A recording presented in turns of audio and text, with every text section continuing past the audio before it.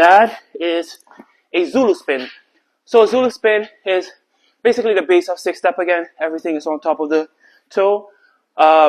It's not very difficult. It's just rotating inside of the axle. If you're not going anytime outside, it's just rotating on the inside of your leg. So extend the left leg up, out. Once it's extended out, your right leg will cross. So we'll use both hands.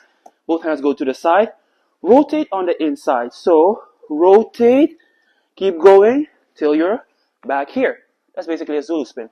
So one more time, leg out. So from the base, leg out, hand, rotate onto the toe, come back to your base.